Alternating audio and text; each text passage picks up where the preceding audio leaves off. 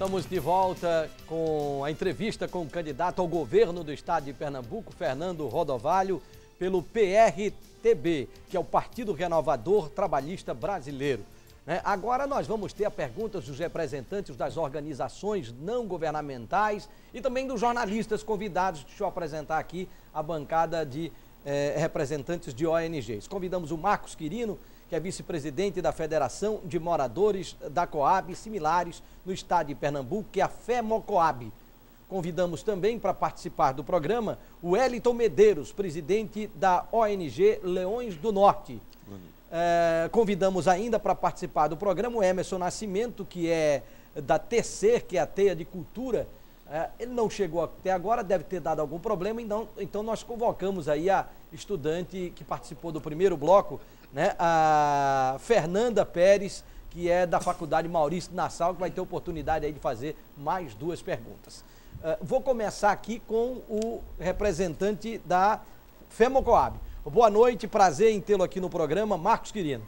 Boa noite, Pedro Paulo, a todos aqui presentes e o senhor Rodovalho, candidato a governador do estado.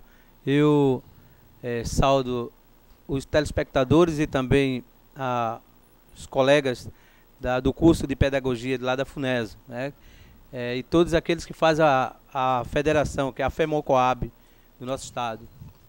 E eu gostaria de saber, senhor Rodovalho, que eu percebo assim nas suas colocações no guia, muita crítica muito forte ao governo municipal de Jaboatão dos Guararapes, uma vez que o nosso estado existe uma magnitude, o nosso estado ele é muito, houve um crescimento e também há muitos problemas de infraestrutura e a questão, em relação à questão do transporte, que a gente percebe que toda a expansão do transporte coletivo, seja o metrô, é tudo para a área sul do nosso estado, e a área norte, os governos não se preocupam com essa questão da dinâmica de ampliar o transporte coletivo metroviário para a área norte. Fora isso, o nosso interior do estado, que há muito acidente, o pessoal, os universitários, como agora há pouco, em Ribeirão, que houve um grande acidente com aquele transporte de má qualidade. É isso. Candidato. Bem, você podia repetir aí o finalzinho da pergunta? Basicamente. Eu percebo que no guia... Aqui eu ataco muito... assim, você faz muitas críticas e assim, a gente, uma vez que Pernambuco há grandes problemas, dentro dessa plataforma, a questão do transporte, por exemplo. Eu acho que foi um erro muito grande em acabar com o transporte alternativo. Eu acho que não poderiam continuar aquelas combis como era antigamente, que aquilo gerava muita insegurança para o povo, não trazia conforto. Não sou contra empresário de ônibus, pelo contrário, eu acho que teria que conviver o ônibus não com as combis, mas com as vans. Lá em Jaboatão, nós fizemos uma licitação e nós garantimos por 10 anos a concessão para os permissionários lá de Jaboatão, que eu vi da grande necessidade, porque as vans elas vão em locais que o ônibus não pode ir, não atinge. E as minhas críticas ao atual governo municipal é porque eu fui prefeito da cidade 2 vezes. Então, o político é uma caixa de ressonância do povo. Então eu vivo dentro de Jaboatão. E estou vendo e estou ouvindo os reclamos, vendo a situação que está a cidade e a população reclamando. Então eu sou muito cobrado. Então no meu guia eleitoral, ele tem apenas 51 segundos. Enquanto do Jair Vasconcelos e do Eduardo Campos são 6 minutos e meio. É uma diferença brutal, uma disparidade enorme. Mal dá para a gente dizer alguma coisa. Então a gente teve que fazer essas críticas, porque se eu não fizesse essas críticas, ia acontecer o seguinte: o prefeito vai muito mal. muito mal mesmo. Uma rejeição muito grande dentro do município. Se eu não fizesse as críticas, como é que eu ia ter voto dentro de Jaboatão? Vê se alguém quer criticar o presidente Lula. Não quer porque sabe se fizer críticas a ele, está perdendo voto. Aí é o contrário, quando o governante vai mal, a gente tem que fazer as críticas, até por uma questão de honestidade. Não está ruim?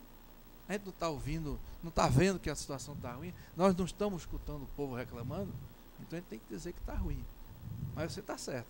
Essa questão de transporte precisa melhorar muito na região norte do nosso estado, na região metropolitana, sobretudo. Wellington Medeiros, o pessoal pede, às vezes quando eu esqueço, o pessoal volta a me lembrar, eles pedem para que vocês façam uma breve explicação do que faz a ONG que vocês representam.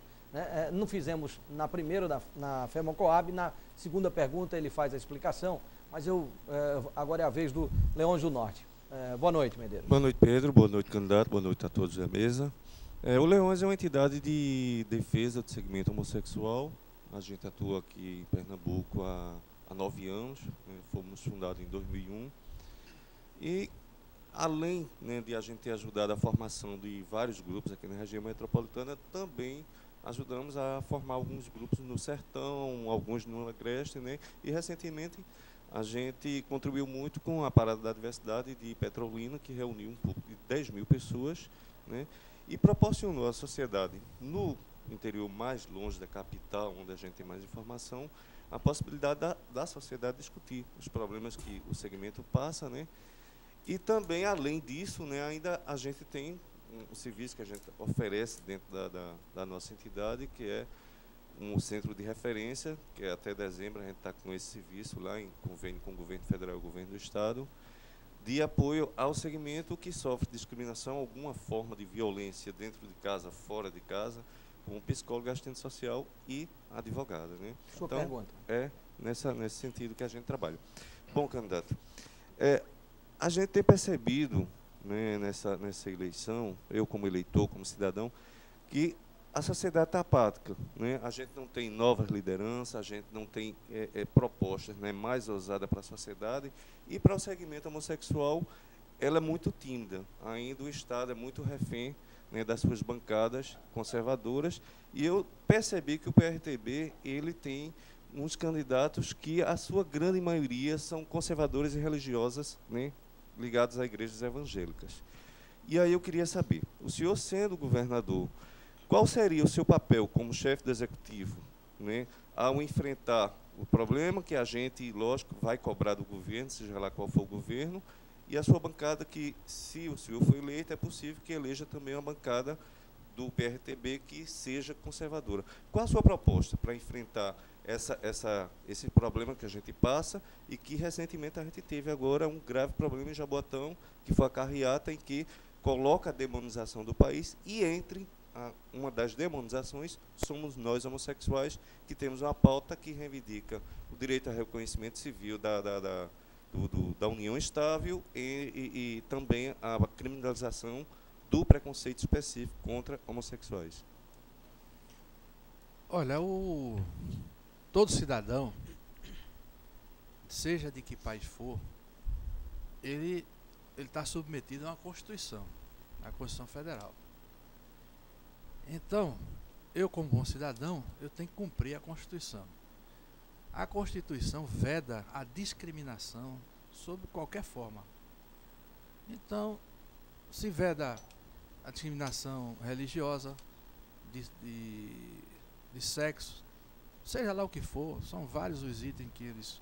Bem, enfim, é vedada a discriminação. Então, eu sou heterossexual. E eu não quero que os meus direitos heterossexual prevaleçam, porque o outro é minoria, é apenas 10% da população, ou 15%, sei lá, o percentual. Ele quer ter os direitos dele, por que é que não vai se dar? Se a própria Constituição já garante isso. Então, eu acho que governar não é governar para a maioria, é você eleito pela maioria. Mas você tem que governar para todos, inclusive para as minorias. Então, os direitos dos homossexuais, eles existem e teriam que ser respeitados, muito embora Eu sei, você tem razão. No nosso partido são formados muitos evangélicos e eles têm uma intolerância com relação a isto. Mas uma coisa é você ser um religioso e o outro é você ser um governante. É você ser um prefeito, ser um governador e ser um presidente da República. Você tem que governar para todos e respeitar o direito de todos. Fernanda Pérez, tua pergunta, mais uma pergunta. Bom, como o senhor analisa a criação das UPAs? O senhor acha que ajudou ou deveria primeiro reformar os nossos hospitais, como Barão de Lucena, Hospital das Clínicas? Olha, eu acho que você tem razão. Esses hospitais já existentes, eles têm que melhorar o seu funcionamento, né? Mas a gente também não pode combater ainda as UPAs. Por quê? Porque elas são recentes, são muito novas. Elas têm um modelo novo de gestão, não é? Praticamente funcionam como é uma coisa pública, mas os funcionários são particulares, não são efetivos do Estado, não é? Esse modelo foi um modelo importado de Minas Gerais. O Aécio Neves diz ele que lá em Minas, que faz tempo que eu não vou a Minas, mas dizem que lá deu certo. Então ele tem que ter um tempo aí, uma maturação, para ver se vai funcionar ou não. No momento, as informações que eu tenho é que as UPAs estão funcionando. Não sei se vai funcionar o tempo todo. Já eu ouvi alguma reclamação que falta um medicamento, falta um tipo de segmento da medicina para cuidar, não é? Mas eu acho que nada é perfeito. Eu acho que essas UPAs deveriam ter sido criadas há 2 anos atrás, porque aí agora sim nós teríamos condições de avaliar se são boas ou não são. Então não quero emitir um dos juízos de valor para não me precipitar.